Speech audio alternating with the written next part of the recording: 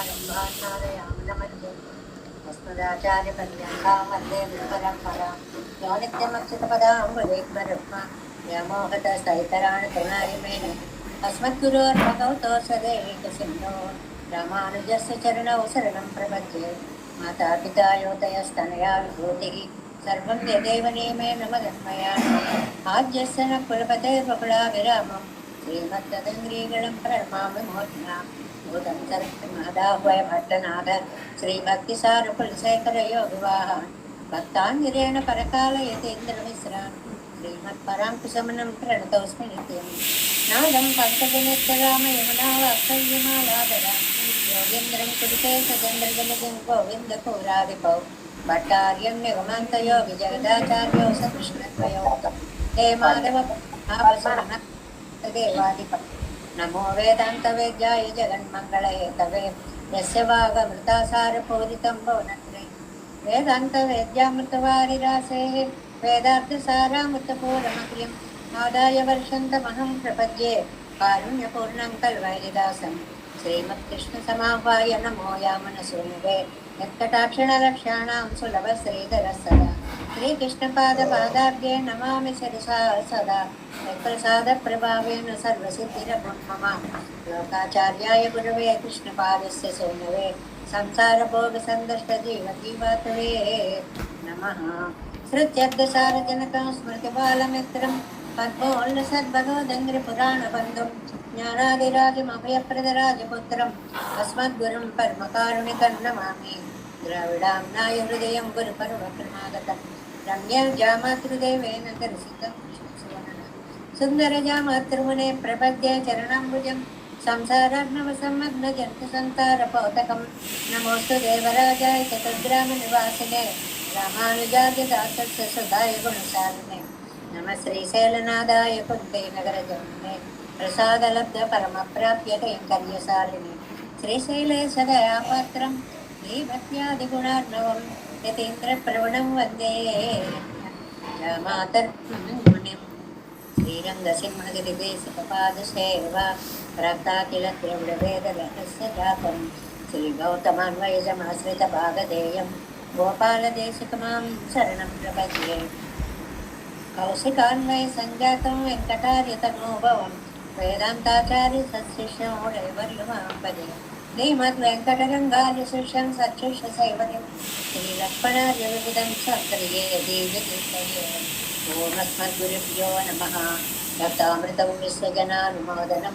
सर्वाद्भुतं श्रीशतकोपवाङ्मयं सहस्रशाखोपनिषत्समागमं नमाम्यहं द्राविडवेदसागरं திருவழிதினோடென்னும் தன்குருவென்னும் மறுபடியும் பந்தரும் அருமறைகள் அந்தாதி செய்தான் அடியினையே எப்பொழுதும் சிந்தியாய் நெஞ்சே தெளிந்து மனத்தாலும் வாயாலும் வன்குருவோர் பேணும் இனத்தாரை எல்லாதிரைந்தேன் தனத்தாலும்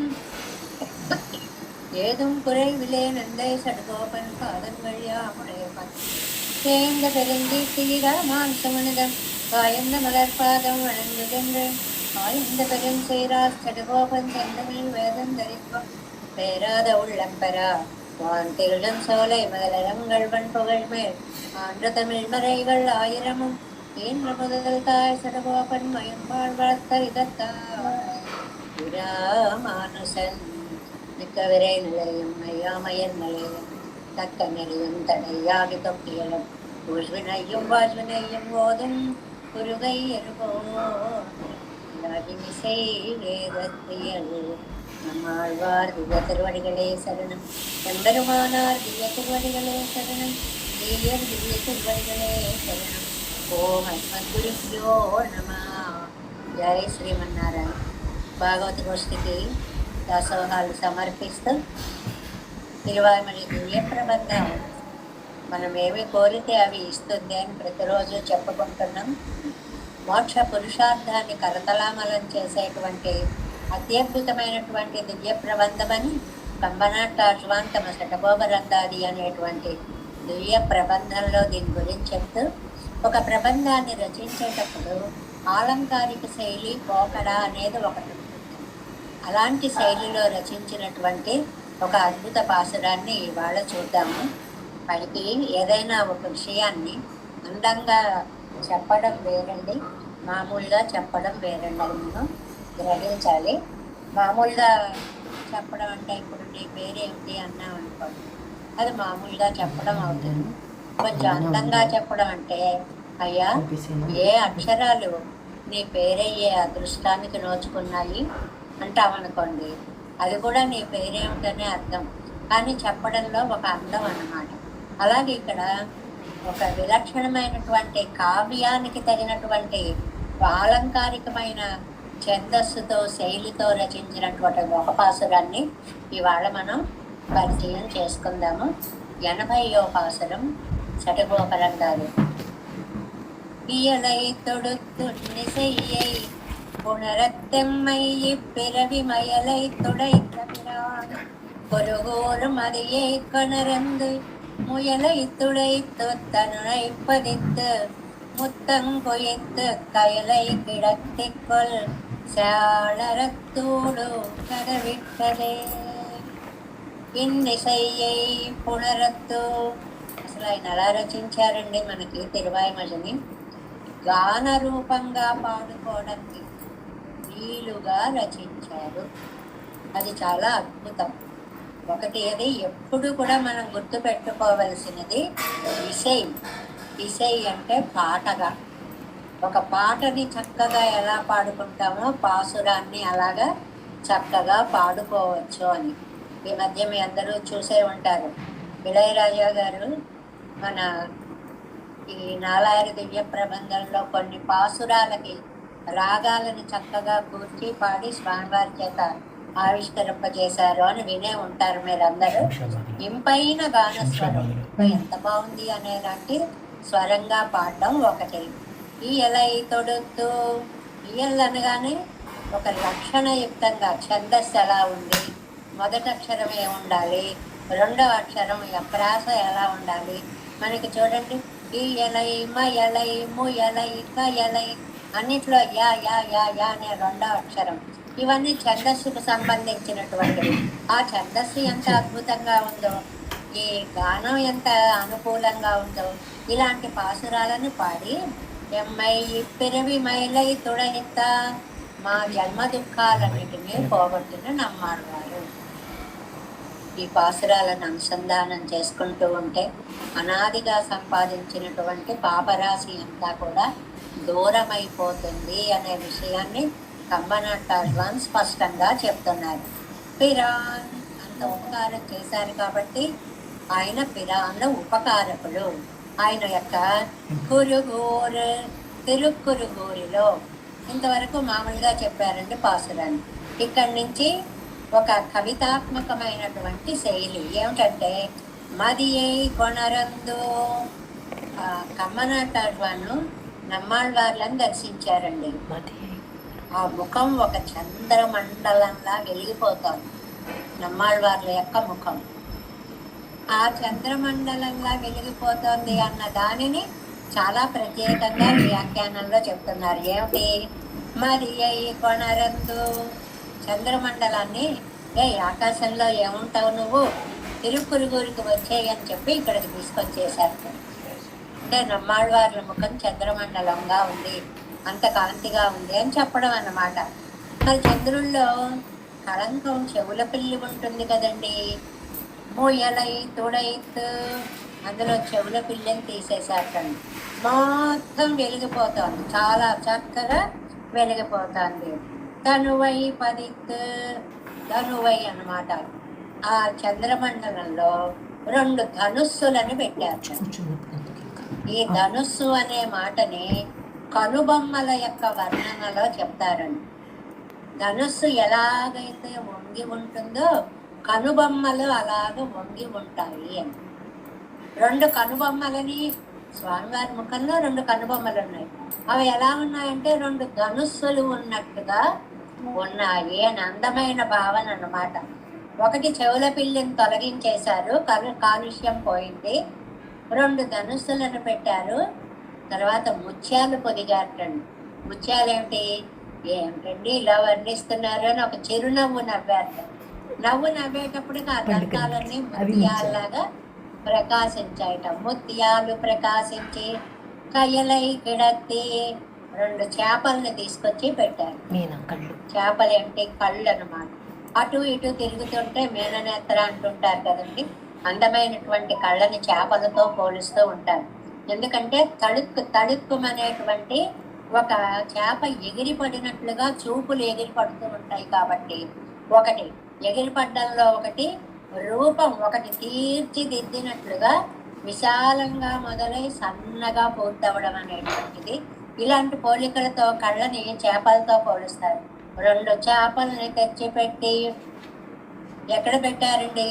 3 కదవు ఎట్టదు ఒక కిటికీలోంచి కనపడేలా పెట్టి తలుపులు వేశారు.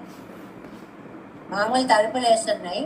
కిటికీలోంచి చూస్తే ఒక చంద్రమండలం అక్కడ కనిపిస్తోంది. కానీ ఆశ్చర్యం, ఈ చంద్రమండలంలో చెవుల పిల్లి లేదు. పైగా 2 ధనుస్సులు ఎక్కుపెట్టి ఉన్నాయి.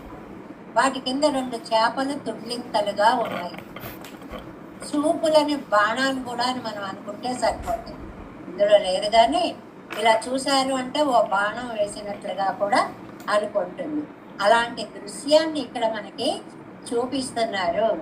అంటే చంద్రుడిలో ఉండే శశాంకాన్ని దాన్ని తుడిచివేయడము అంటే దోషాలు, జీవాత్మలో ఉండేటువంటి దోషాలన్నిటినీ పోగొట్టడము అనేటువంటి ఒక అందమైనటువంటి దాన్ని చెప్పారు.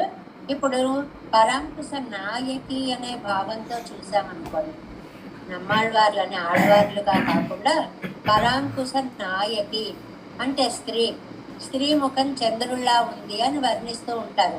సాధారణంగా ముఖాన్ని చంద్రుల్లా ఉంది అని ఎందుకంటే అలా వర్ణిస్తారు అంటే, చూసే వాళ్ళ కళ్ళకి ఆనందంగా ఉండడం మొదటి లక్షణము, చల్లగా ఉండడం ఇంకో లక్షణము, మధురమైన కాంతితో నిండి ఉండడం ఇంకో లక్షణము.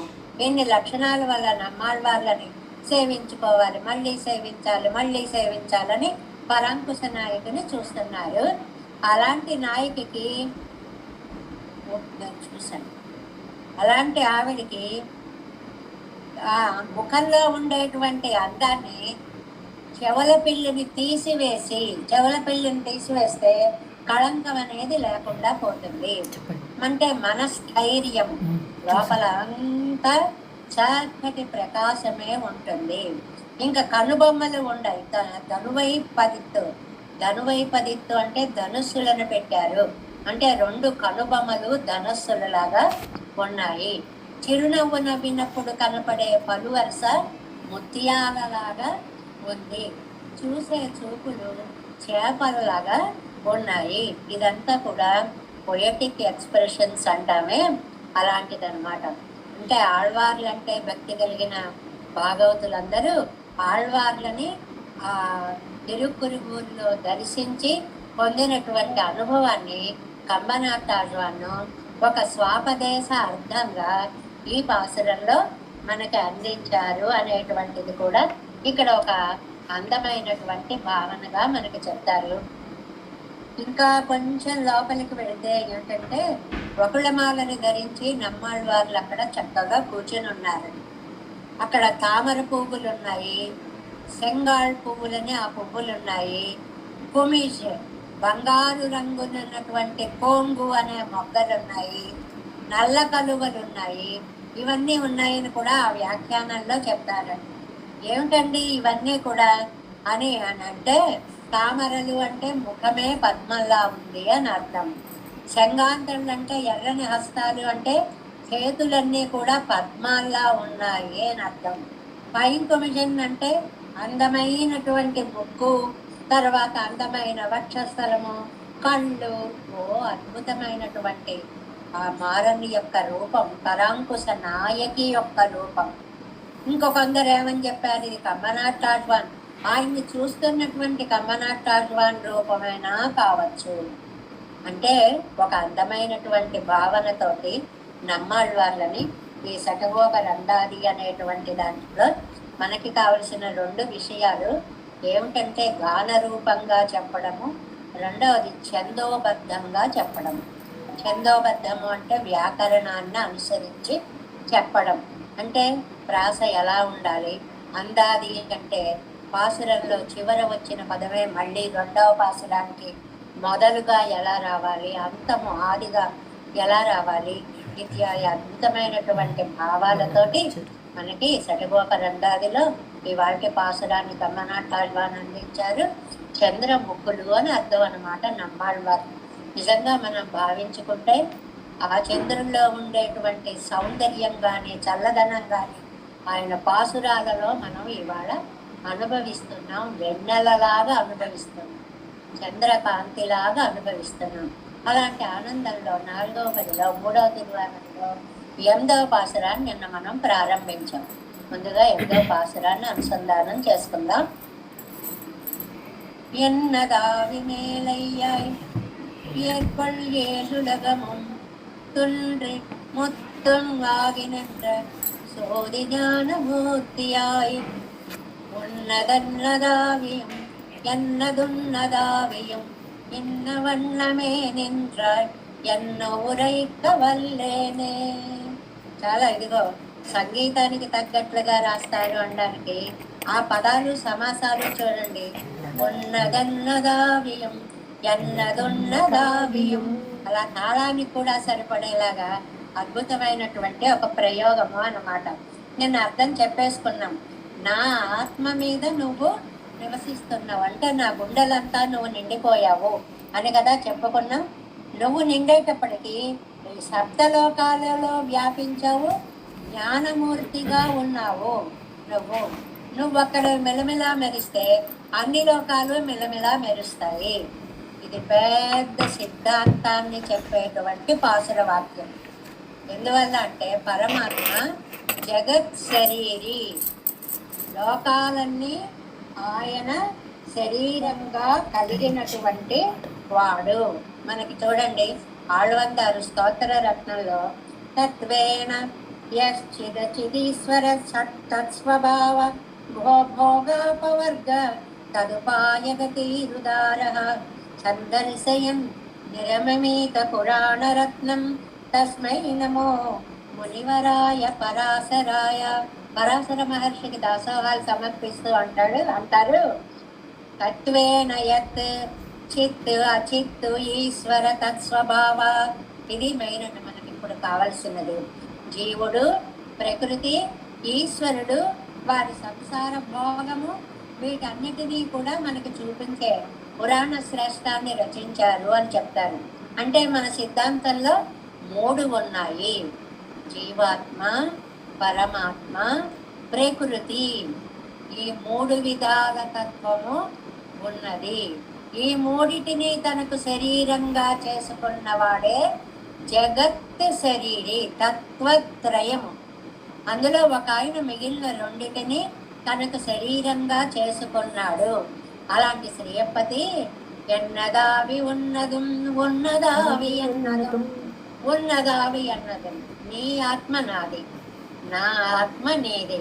ఇన్నవన్నమేనన్నాయి, ఇలా ఉన్నావన్నీ, ఇదిగో నువ్వు ఇలా ఉన్నావయ్యా అని ఉరైక్కవల్లేనే చెప్పలేను. నువ్వు ఎలా ఉన్నావో ఒక మాటలో చెప్దాం అనిపిస్తుంది నాకు. నేనెక్కడ చెప్పగలను నీ గొప్పతనాన్ని అంతటిని వేళాలే చెప్పలేకపోయాయి. నేను సామాన్యుణ్ణి చెప్పగలనా అంటున్నారు. ఇందులో చాలా అద్భుతమైనటువంటి భావాలు ఉన్నాయని నిన్న కొంచెం చెప్పుకున్నాం.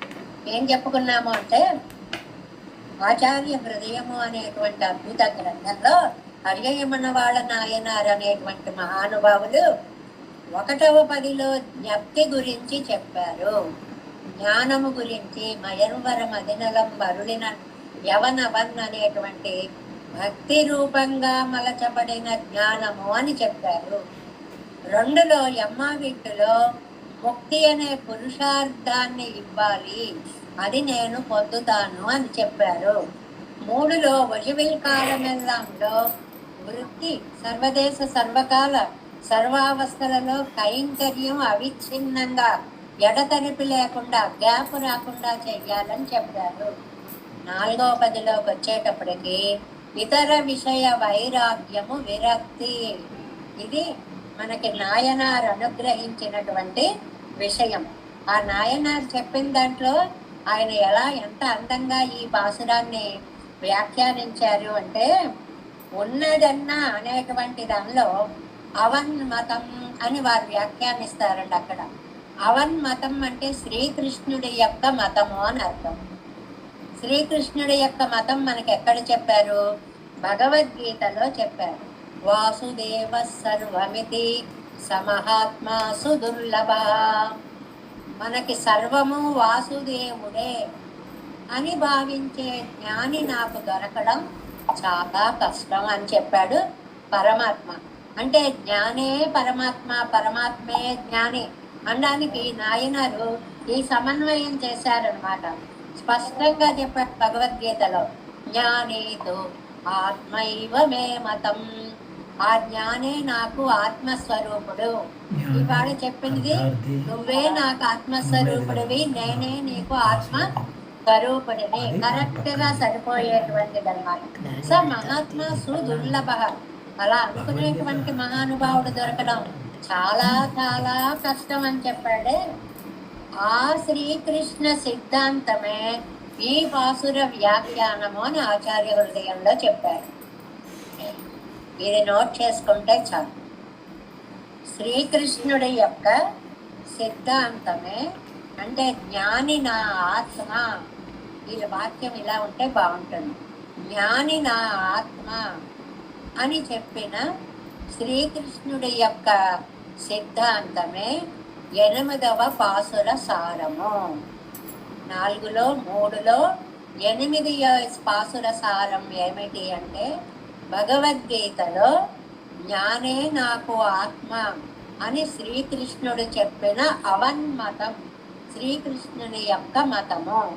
ఇది అడిగిమన వాళ్ళ నాయనారు అనేటువంటి వారు ఆచార్య హృదయంలో ఈ శ్లోకాన్ని, ఈ పాసురాన్ని గురించి చెప్పేటువంటి సందర్భంలో ఇతర విషయ వైరాగ్యం కలిగినటువంటి భాగవతోత్తముడే సుదుర్లభ, దొరకడం చాలా కష్టం, ఆయనే నాకు ఆత్మ అన్న విషయాన్ని చెప్పారు.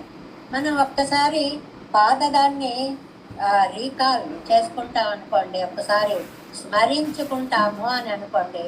అందులో ఏమని చెప్పారండి? 3 విషయాన్ని గురించి చెప్పారు. ఆ 3 ఏమని చెప్పారు? మొట్టమొదటి వారేమో ఎంబార్ చెప్పారు. ఎంబార్ ఏమన్నారు? ఏది కావాలి, నాకు చంద్రుడు కావాలి అని ఒకడు ఏడిస్తూ ఉంటే పెద్ద కొబ్బరి బొండా చేతిలో పెట్టి ఆ ఏడుపుని మాన్పించినట్లుగా పెరుమాళ్ళు మీరే కావాలి అంటే లౌకికమైనటువంటి వాటిని చూపిస్తారు అని ఒక విషయం చెప్పారు. మరి తిరుమల నంబి గారు ఏం చెప్పారు? అలాగే అంటే చాలు, ఒక మాట అంటే చాలు ఊరుకుంటాడు. పాలన ఈ వ్యాఖ్యానంలో చెప్పుకున్నాం కదండి ఇవన్నీ. సరే అంటే చాలు అని.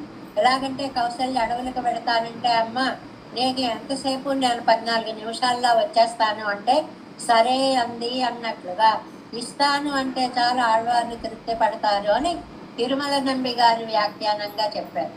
భట్టర్ వారి వ్యాఖ్యానంగా ఏది అడిగితే అదే ఇచ్చేయడం, అడిగిన దానిని కొనివ్వడం.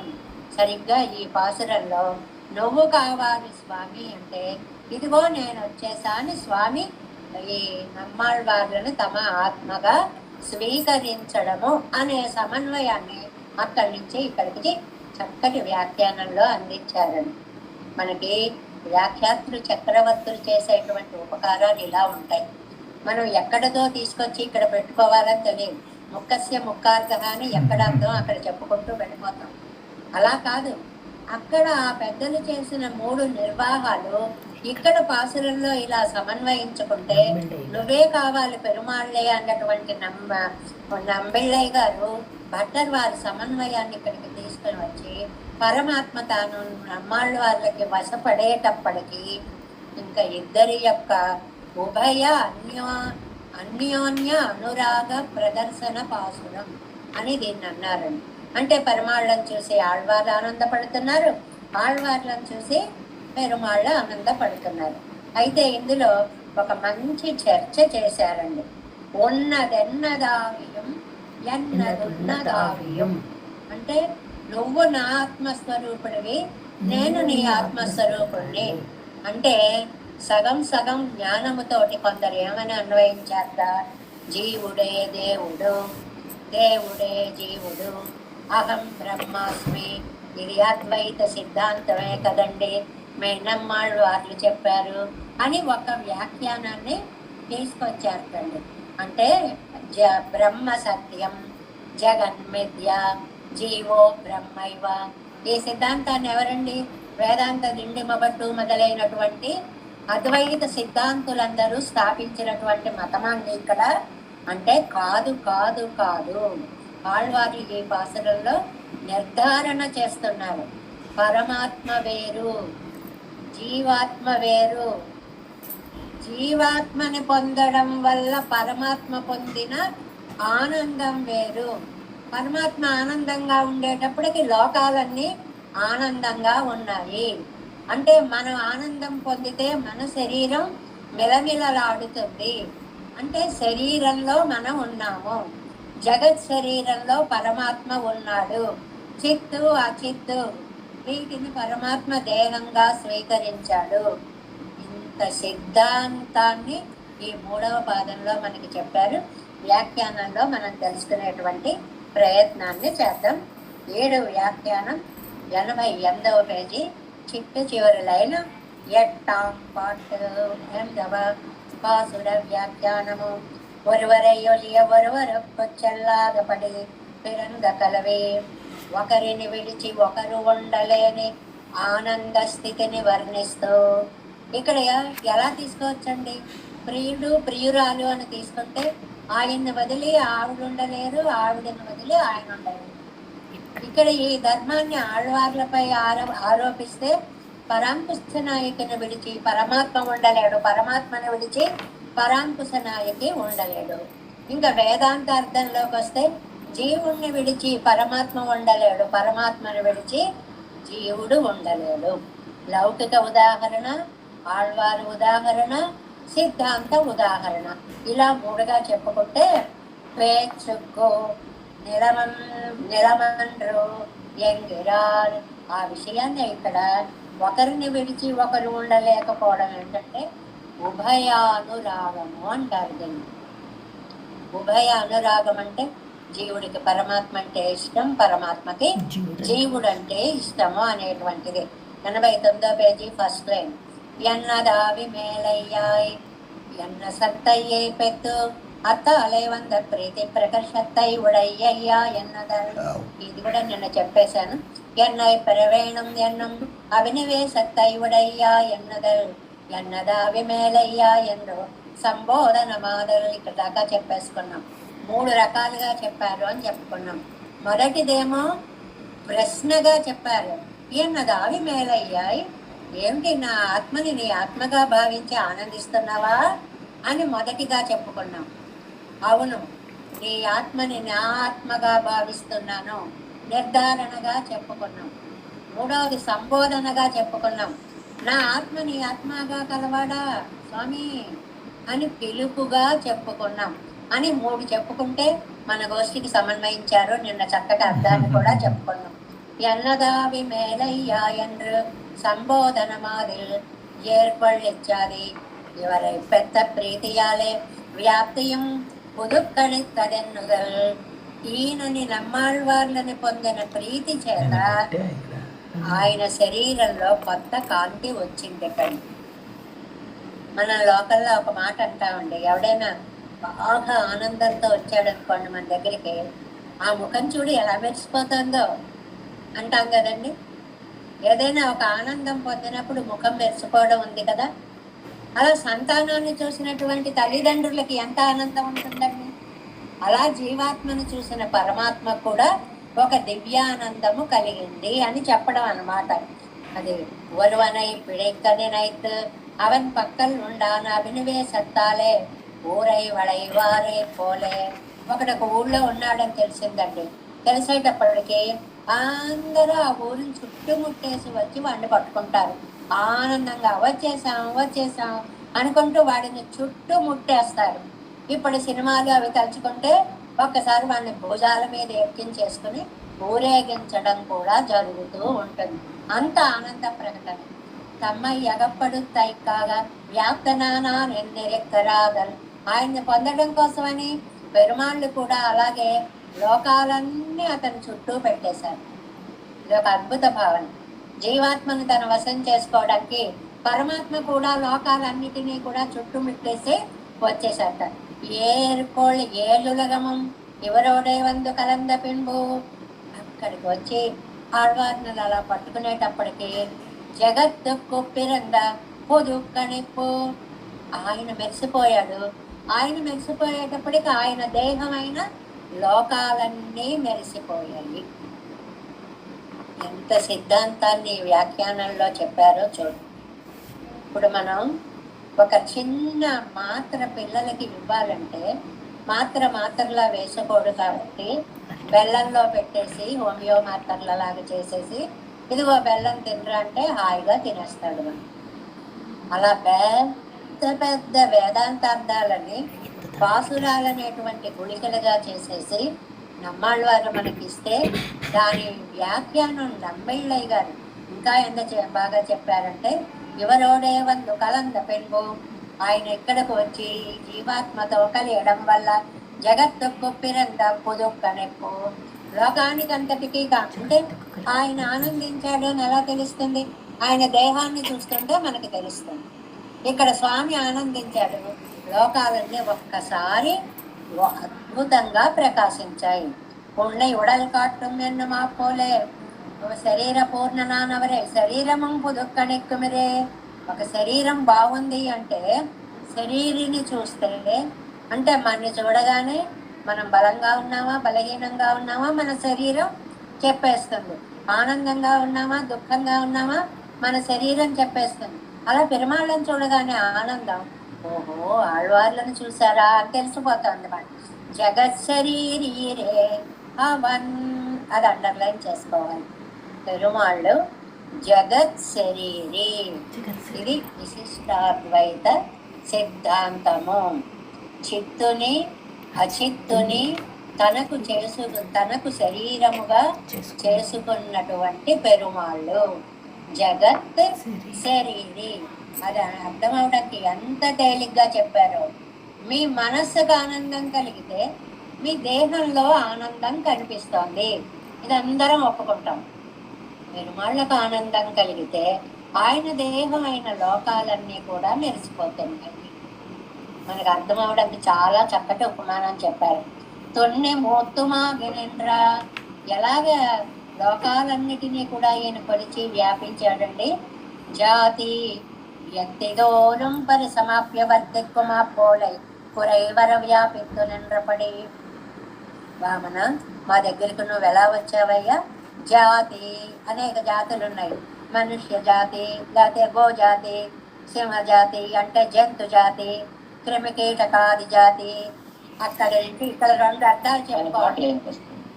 జాతి వ్యక్తి దూరం, ఓవరాల్ గా జాతి అని కాకుండా వ్యక్తి దూరం ఆ మనిషి దాకా. అంటే ఇప్పుడు గోజాతి అని అంటే అక్కడ మొత్తం ఓవరాల్ గా చూస్తామండి. వ్యక్తి దూరం అంటే అందులో మళ్ళీ నల్లావులా తెల్లావులా, ఒక కొమ్ము ఉన్నావా రెండు కొమ్ములు ఉన్నావులా అంటే సర్వజ్ఞ సర్వవిత్తు అనేటువంటి వేదాంత వాక్యం అన్నమాట. సర్వజ్ఞ అంటే అన్నీ తెలిసిన వాడు, సర్వవిత్తు అంటే అందులో లోపల భేదాలు కూడా తెలిసినటువంటి వాడు. ఈ జాతి వ్యక్తి దూరం అనే దానికి రెండు ఉదాహరణలుగా రెండు వ్యాఖ్యానాలుగా ఇచ్చారంట మనకి. ఓవరాల్ గా అది తెలుస్తాడు. వ్యక్తి దూరం ఆ లోపల ఉండే డీటెయిల్స్ కూడా పరిసమాప్య వర్తిక్కుమా పోలే మొత్తం నిండి వర్తించినట్లుగా కురైవర వ్యాపిస్తూ ఇంత లోటు లేకుండా మొత్తం వ్యాపించేశాడు. మనకి సహస్రనామం చెప్పేటప్పుడు విశ్వం విష్ణువు అనే నామాలకు అర్థం చెప్తే నిండుగా ఉన్నవాడు నిండుగా ఉన్నవాడు అని రెండిటికి అర్థాలు చెప్తామండి. 2 గ్లాసుల్లో ఒక గ్లాసుల్లో నిండా నీరు తీసుకొచ్చి ఒక గ్లాసులో సగమే నీరు తీసుకొచ్చి అక్కడ పెట్టామనుకోండి, ఇందులో నీళ్లు ఉన్నాయా? ఆ రెండిటిలోనూ ఉన్నాయి. ఉండడం అనేది రెండిట్లో ఉన్నాయి. మరి ఇంకో దాంట్లో అలా ఉన్నాయి, నిండా ఉన్నాయి వ్యాప్తి. ఇంకో దాంట్లో సగమే ఉన్నాయి. ఆ నామాలకు ఆ భేదాన్ని అక్కడ ఎలాగైతే చెప్తామో పెరుమాళ్ళు అన్నిటా వ్యాపించి ఉన్నారు. పెరుమాళ్ళు అంతా వ్యాపించి ఉన్నారు. ఎందులోనూ ఏ కాస్త వదిలిపెట్టకుండా వ్యాపించి ఉన్నారు అని దాన్ని జాతి వ్యక్తి దూరం అనేటువంటి ఒక అర్థంగా చెప్తారు. రెండవది జాతి దూరం వ్యక్తి దూరం, జాతుల దాకా వ్యక్తుల దాకా సామాన్యమైన అర్థం చెప్పడం అన్నమాట. అంటే దీనికి రెండు అర్థాలు ఎలా చెప్పుకున్నాం. ఒక జాతిలో సూక్ష్మంగా లోపల దాకా తెలుసుకున్నాడు అని ఒక విశేషార్థం చెప్పుకున్నాం. అన్ని జాతులు అన్ని వ్యక్తులు చెప్పాడు అని సామాన్యార్థంగా రెండవది చెప్పుకున్నాం అన్నమాట. சோதி ஞானமூர்த்திய ஜோதி ரூபமான జ్ఞానத்தை స్వరూపமாக ఉడయ్యవనే, జ్ఞానమే స్వరూపంగా కలిగిన వాడు. ఆ జ్ఞానం ఎలా ఉంది? జ్యోతి రూపமான జ్ఞానం, ఒక మెరిసిపోతుంది. మనం అంటుంటా ఉండే ఒక్కొక్కళ్ళని చూసినప్పుడు ఏం అందంగా ఉండదు, కానీ ముఖం కళకళలాడిపోతోందండి అని ఒక మాట అంటాం. ఆ ముఖంలో కళ ఎందువల్ల వస్తుందండి? విద్యతోటో వినయంతోటో సద్గుణాలతోటో ముఖంలో అలాంటి కళ వస్తుంది వ్యక్తికి. అలాగే ఇక్కడ జ్ఞానము జ్యోతి స్వరూపంగా కళకళకళలాడిపోతున్నటువంటి జ్ఞానము కలిగిన వాడు. ఉన్నదన్నదావియం ఎన్నదున్నదావియం, ఇదన్నమాట. లయాన్వితంగా సంగీతాన్వితంగా పాసురాన్ని చదవడానికి మనకి ఉపయోగించేటువంటి ఒక పాదాన్ని చూపించారు. ఎన్నుడయ్య ఆవి ఉన్నదు, నా యొక్క ఆత్మ నీది. ఉన్నుడయ్య ఆవి అన్నదు, నీ యొక్క ఆత్మ నాది. ఎన్ స్వరూపం నీ ఇట్టవలకు, వన్ స్వరూపం నా నిట్టవలకు. నా దేహం నీ అధీనము, నీ దేహము నా అధీనము. అంటే పరస్పరం, ఇంకా నువ్వే నేను, నేనే నువ్వు. ఇప్పుడు వస్తున్నటువంటి అర్థాల్లో చెప్పే పాటల్లో చెప్పే విషయం ఏంటంటే నువ్వే నేను, తానే నేను, నేనే తాను అనేటువంటి విషయాలను చెప్పారనమాట. ఇక్కడ ఈ విడத்தை ఆళ్వందారు అళ్ళ చెయ్యానిర్కచ్చేదే ఇరింద మొదలిగళిలే సిలర్, ఇలా చెప్తున్నారండి. ఆళ్వందారు గోష్ఠి సాగుతోందండి యామనార్గులు. ఈ పాసురంగా అర్థం చెప్తున్నారు. చెప్తుంటే వినేటువంటి వాళ్ళలో కొంతమంది పెద్దలకు డౌట్ వచ్చింది. ఏమని వచ్చింది? ఇవ ఆత్మావిన్ స్వరూపం అవళ నిట్లవజక్కన్నాల్ కూడమే. ఏమండి, ఈ ఆత్మ భగవంతుడిది అంటే చాలా బాగుంది, అందులో సంశయం ఏమీ లేదు. అవన్ స్వరూపం ఇవనిట్టవలే కాగా యావదే. పరమాత్మ స్వరూపం మన అధీనం అంటారేంటండి? ఆయన మన అధీనంలో ఉంటాడా? భలే చెప్తున్నారే. మనం అంటే ఏం చేసుకోలేమో, ఆయన అధీనంలో ఉన్నాం, ఓకే. ఆయన మన అధీనం అని ఎలా అంటారండి అంటే అమనార్యులు చెప్పారండి. ఇవన్ తన్నై అవనొక్కవన్ ఎన్నవన్ కర్మం తగయ్యవం కూడం. ఇప్పుడు జీవుడు పరమాత్మను చేరాలి అనుకున్నాడు అనుకోండి, చేరతాడు అని గ్యారంటీ లేదు. మధ్యలో కర్మ అడ్డుపడితే రావచ్చు. ఈ కర్మ అంతా పెరుమాళ్ళ కంట్రోల్లో ఉంది కాబట్టి మన జీవితాలు ఆయన కంట్రోల్లో ఉన్నాయి, ఓకే, అంతవరకు సరే. సర్వేశ్వరం తన్నై ఇవనైట్టవలకాగమన్రు నివారకరిల్లై. సర్వేశ్వరుడు నేను నీవాడినరా అంటే వద్దు అనడానికి ఎవరూ లేరట. మనకి వద్దు అనడానికి కర్మ ఉంది. కర్మని మన పట్ల అడిమేటువంటి పెరుమాళ్ళు ఉన్నారు. పెరుమాళ్లే మన వైపు రావాలి అంటే ఆయన్ని అడ్డుకునేటువంటి వాడు ఎవ్వరు లేరు. సర్వ స్వతంత్రం, స్వాతంత్ర పారతంత్ర్యాల గురించి ఇక్కడ చెప్పారు అన్నమాట. నివారికరిల్లై ఆనపింపు అదివే నిలైనర్పదు ఎన్నం ఇవన్ స్వరూపం ఇవనిట్టవజక్కాగ కూడుమో ఎన్నదిలే కానుం సందేహిక్క వేండువదు ఎన్నరులే చైదారు. జీవుడు కాబట్టి, అల్పశక్తివంతుడు కాబట్టి పెరుమాళ్ళ దగ్గరికి వెడదామంటే కర్మ అడ్డుపడచ్చు, నివారకం ఉంది. పెరుమాళ్ళు సర్వ స్వతంత్రుడు కాబట్టి రావాలి అనుకుంటే ఆయనకు అడ్డుపడేటువంటి వాడు ఎవడూ లేడు. కాబట్టి పెరుమాళ్ళు వచ్చి నేను ఆళ్వార్లకు విషమైపోయాను అనుకుంటే అయిపోవచ్చు. ఆయన ఎవరు పెట్టేవారు లేరు అని చెప్పారట ఆళ్వార్. ఎన్న వண்ணమే నిన్రాయ్ ఇప్రకారத்திலே நின்றாய் ఎన్నురైకవల్లేనే. ఇప్పటి పట్టవన్ ప్రణయత్వగుణత్తై. ఇలా ఉండేటువంటి నీ ప్రేమతత్వాన్ని ఉభయోర్ అనురాగం, మాట గుర్తుపెట్టుకోవాలి. ఈయనకి పెరుమాళ్ళ యందు ఎంత ప్రేమ ఉందో పెరుమాళ్ళకి ఈయన యందు అంత ప్రేమ ఉండి ఇద్దరు కలిసిన సందర్భం ఇది. కాబట్టి என்னால் பாசுரமிட்டு சொல்லலா இருந்ததோ என்கிறாள்.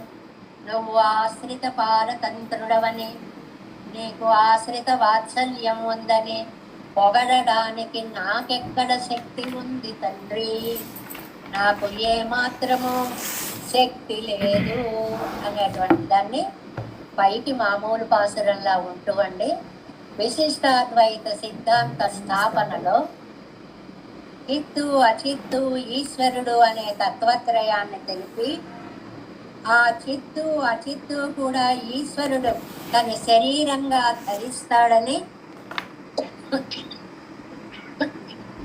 స్వామి జగత్ శరీరి, ఇది స్టేట్మెంట్. స్వామి జగత్ శరీరి, ఈ లోకాలన్నీ ఆయన శరీరం. ఆయన వెలిగాడు అంటే ఆ కాంతి లోకాలన్నిటిలో వెలుగుతుంది. మన ఆనందం మన శరీరంలో కనిపించినట్లుగా అని చెప్పి అటు చక్కగా నాయనారు అజగీయమన వాళ్ళ నాయనారు అనుగ్రహించినటువంటి ఆచార్య హృదయంలోని విశేష సిద్ధాంతాన్ని ఈ 8వ పాసురానికి అన్వయించి మనకి నంబిళ్ళయ్య గారు చాలా అద్భుతమైనటువంటి ఉపకారాన్ని కావించారు. సిద్ధాంత స్థాపన పాసురంగా దీన్ని మనం 7నేమో తిరుమంత్రార్థ సార పాసురంగా చెప్పుకున్నాం. దీనినేమో విశిష్టాద్వైత సిద్ధాంత పాసురంగా మనకి అందించారు. ఇంకా 9వ పాసురం ఉరైక్కవల్లే నల్లే உலப்பில் கீர்த்தி வெள்ளத்தின் கரை கண் என்று செல்வன்னான் காதல் மையலேகினேன் உரை பொயிலாத பரம்பரனே பொயிலாத பரம் சுடரே இறைத்து நல்ல மேல் மக்கள் ఏత్త యానుం ఏతినే. సరదాగా ఉండేటువంటి పాసురం. ఎందుకురా నువ్వు ఇలా చేసావంటారు అనుకోండి, వాళ్ళందరూ చేశారు కాబట్టి నేను చేస్తున్నాను అంటారు. ఇలాంటి సమాధానాలు వింటుంటారు.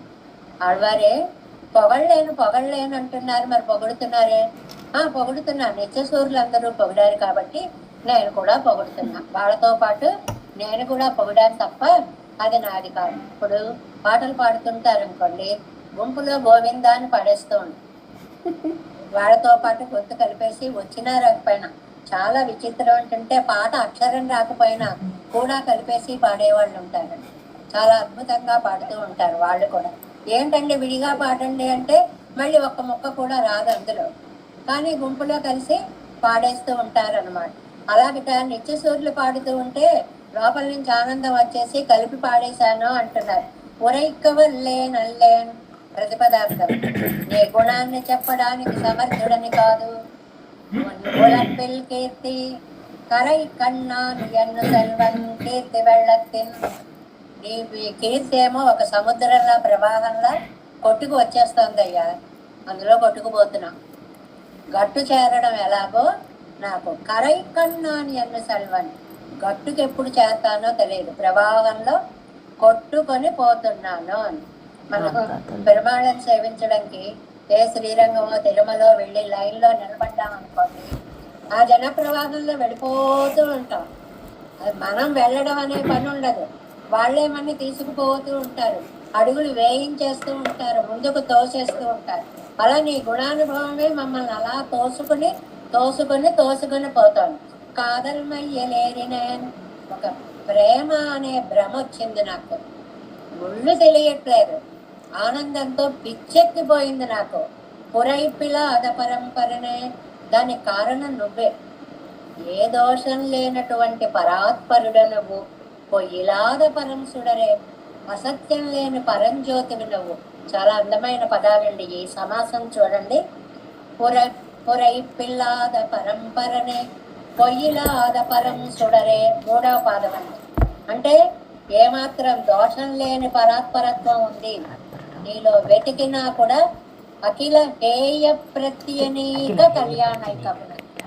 దోషాలు వెతికినా కనిపించినటువంటి కళ్యాణ గుణాలు కలిగిన వాడు. పొయ్యిలాద పరం సుడరే, అసత్యం కాని జ్యోతి, కంటికి అలా వెలిగిపోతూ కళ్ళ ముందు కనిపిస్తూ ఉంది. నల్ల మేల్మక్కళ్ళు ఇరైతు. ఏమయ్యా, నేను ముందు పొగడాలనుకోలేదు, నిత్యసూర్యులు కనిపించారు. వాళ్ళేమో ఆనందానుభవంతో ఓ పాడేస్తున్నారు పాడేస్తున్నారు పాడేస్తున్నారు.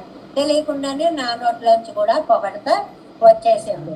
ఇరైతు ఏత్తయ్యాను ఎత్తనే వాళ్ళలాగా మారుమోగేలా పడుతుంటే నేను పాడేశాను. ఒకళ్ళు ఉన్నారండి, ఏమండి మీకు పాటలు పాడడం వచ్చాడు? అబ్బే రాదండి, అస్సలు నాకు రాగమే తెలియదు. మరి ఇందాక నుంచి పాడేస్తున్నారు. వాళ్ళందరూ పాడుతుంటే వాళ్ళతో గొంతు కలిపి ఏదో ఒకటి అనేస్తున్నానండి. ఈ అనుభవం ఉంటుంది చూడండి లోకంలో. అలాగే ఆళ్వార్లు కూడా అది దాన్ని చూసి వాళ్ళు ఏం చేస్తున్నారు, ఓహో ఇలా కీర్తిస్తున్నారా అని చెప్పి ఈయన కూడా కీర్తిస్తున్నారు అనేటువంటి మాటను చెప్తున్నారు. 7 వ్యాఖ్యానంలోకి వెళ్ళిపోతే 90వ పేజీ ఆఖరినండి.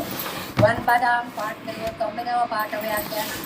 అనుభూత మానదు పేసట్ట తట్టన్న. ఏమండి చెప్పలేనంటారేంటారు వాళ్ళు? అనుభవిస్తున్నారు కదా ఆనందం, ఎంత అనుభవిస్తున్నారో చెప్పండి. నేను చెప్పలేనండి. లడ్డు తింటున్నారు కదా, ఎంత బాగుందో చెప్పండి.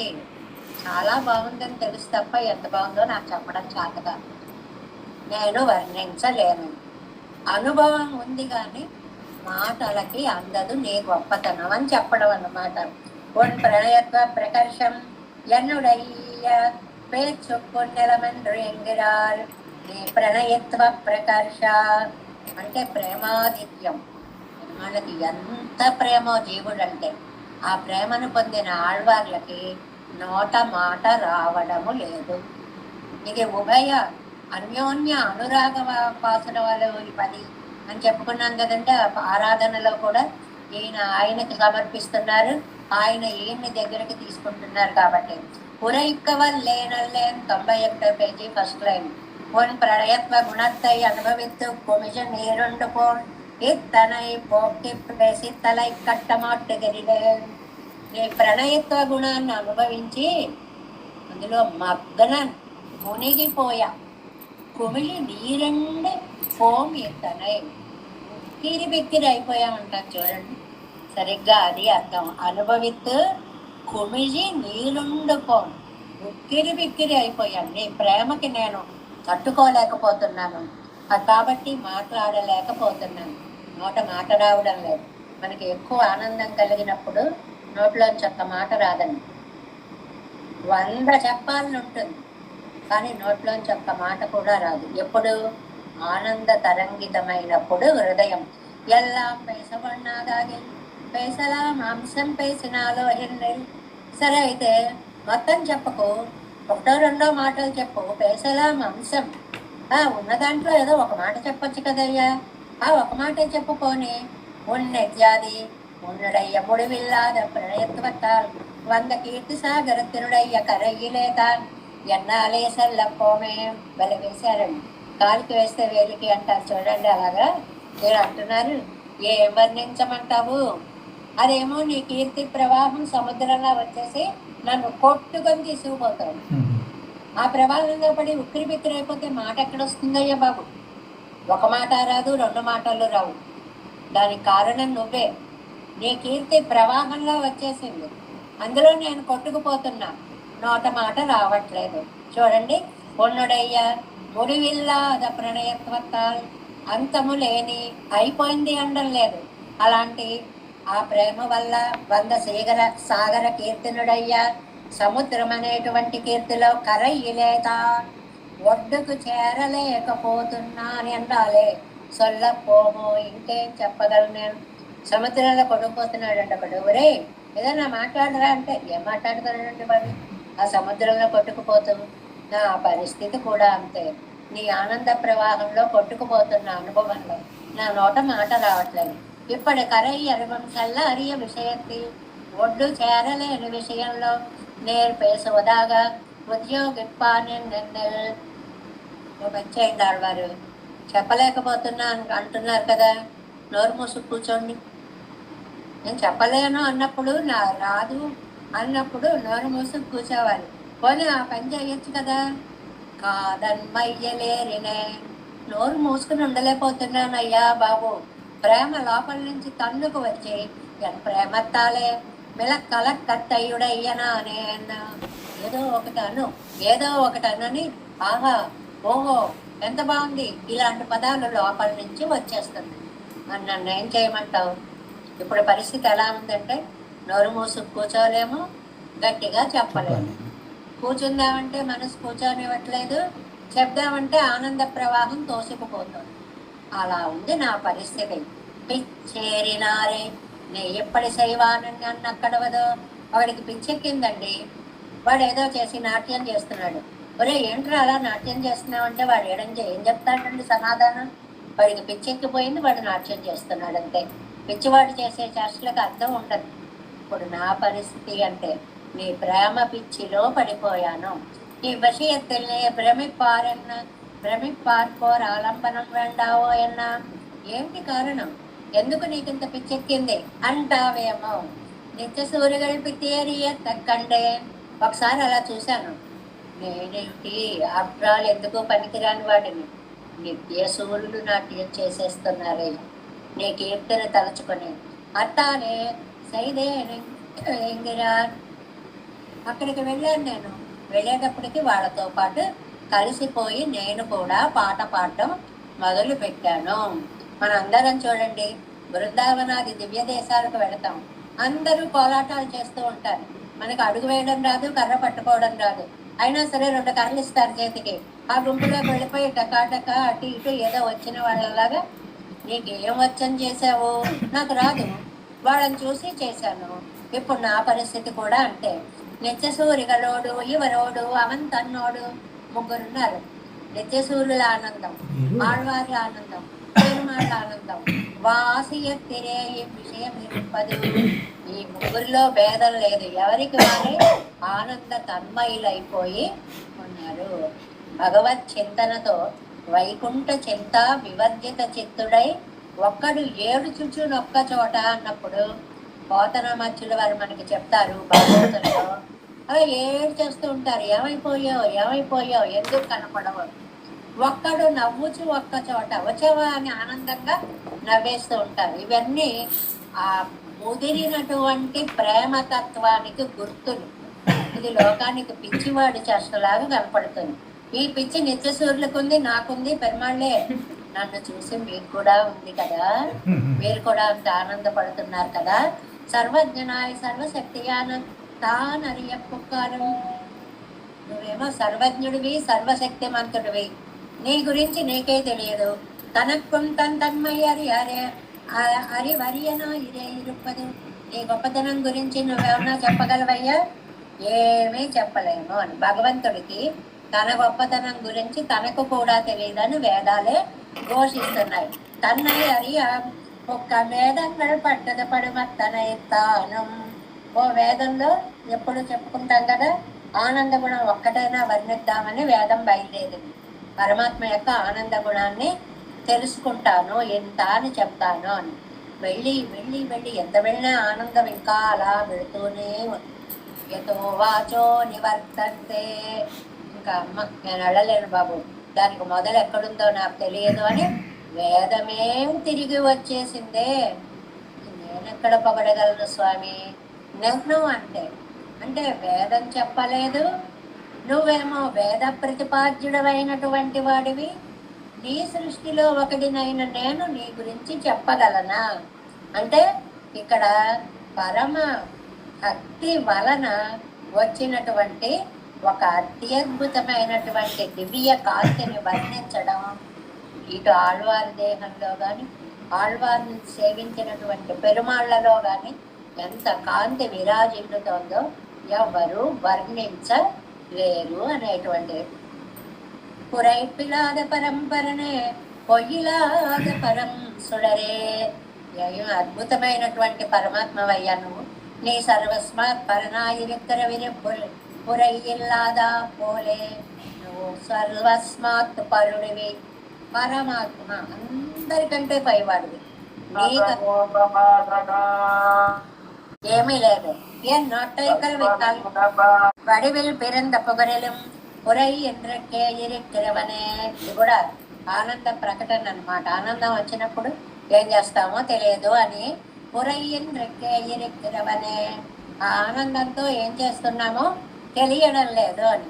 అందుకే నిరవధికమైన ప్రణయత్వ గుణ సద్భావత్, హద్దులు దాటిపోయింది ఆనందం. ఆనందం హద్దులు దాటేటప్పటికి கண்ணழவில்லாதா போலே என்னொட்டை கல்வையிலும் பொய்யின்றைக்கே அத்தால் வந்த புகழ்வடுவிலே తోத்து వెరెక్కరవనే ఎన్నుదల్. చూసిన ఆనందం, ఆనందం మనసులో నిండే, మనస్సు శరీరంలో ఒక్కసారి ప్రకాశించింది, ప్రతిఫలించింది, మిలమిల మిలమిల మెరిసిపోతున్న ఆనందం కనిపిస్తోంది.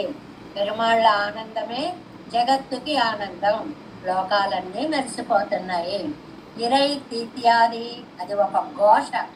నిత్యసూర్యులు ఎలా స్తోత్రం చేస్తున్నారు? పరమభక్తి యుక్తరాయికొండు. ఇక్కడ ఒక అందమైనటువంటి మాటలు రెండు చెప్పారండి. ఉత్తరోత్తరానుభవం అని చెప్పి కింద జీయర్ అరుంబదంలో ఆఖరి లైన్లో అంటారు. అనుభవం, పరిజ్ఞానం, విశ్లేష సహిత్వమం, పరమభక్తి. పరభక్తి, పరజ్ఞాన, పరమాభక్తులు అని మనం చెప్పుకుంటూ ఉంటామే. దర్శనం పరభక్తి స్యాత్ పరజ్ఞానంతో సంగమ పునః విశ్లేషభీరుత్వం పరమాభక్తి రుచ్యతే అని చెప్పుకుంటామే. చూడాలి అనేటువంటిది భక్తి, దర్శనము కలగడం అనేటువంటిది పరభక్తి, పరజ్ఞానము అంటే కలిసిపోయాం ఆయనతోటి, మళ్ళీ ఎక్కడ విడిపోతాము అనేటువంటి బెంగ పరమాభక్తి. ఇరై ఇత్యాది పరమభక్తి యుక్తరాయ్ కొండు కళలు కిళనందా పోలే. సముద్రము ఘోష పెడుతూ ఉన్నట్లు ఇరైతు కొండు స్తోత్రం ఎవరు చేస్తున్నారు? నిత్య సూర్యుಗಳ తక్కయ్యాలే. ఆ నిత్య సూర్యుల ఘోష నా చెవిలో పడుతూ, నాను ఏతినే నల్లదు నాన్ శక్తనా ఏతినేను ఎందిరార్. నేను కూడా వర్ణించడానికి శక్తివంతుణ్ణి కాకపోయినా వర్ణించేస్తున్నాను. నాకు పాట రాదండి, పాడేస్తున్నాను. ఎందుకు పాడేస్తున్నారండి? అందరితో కూడాను వాళ్ళు అద్భుతంగా పాడుతున్నారు, వాళ్ళతో పాడేస్తున్నాం. ఇది నిజం కూడా, మన అనుభవం. అద్భుతంగా కచేరీ జరుగుతూ ఉంటుందండి, మనం మన సీట్లో కూర్చొని ఉంటాం, ఆయన ఏదో అన్నాడు అనుకోండి, మనం కనలేని మనం అనుకుంటూ ఉంటాం, వచ్చా పాడడం. ఆయన అలా ఎత్తుకునేటప్పటికి ఆనందంతో ఆ పాటని మనం కూడా అలా నెమ్మదిగా అన్నట్లుగా నిత్య సూర్యులందరూ నిన్ను స్తోత్రం చేస్తూ ఉంటే ఆ ఆనంద అనుభవాన్ని తట్టుకోలేక నేను కూడా నన్ను నేను మరిచి నిన్ను స్తోత్రము చేస్తున్నాను. ఎందువల్లంటే నువ్వు పరంజ్యోతివి, పరస్వరూపుడివి, నిన్ను మించినటువంటి పరాత్పరుడు వేరొకడు లేదు. జగత్తు నీ శరీరమైనప్పుడు నీ ఆనందం జగత్తులో ప్రతిఫలిస్తున్నప్పుడు చిత్తు అచిత్తు ఈశ్వరుడు అనేటువంటి సిద్ధాంత త్రయము ఇక్కడ చక్కగా స్థాపింపబడింది అనేటువంటి విషయాన్ని ఈ సందర్భంగా మనకి నంబెళ్ళయ్య గారు వ్యాఖ్యానాల్లో అందిస్తున్నారు.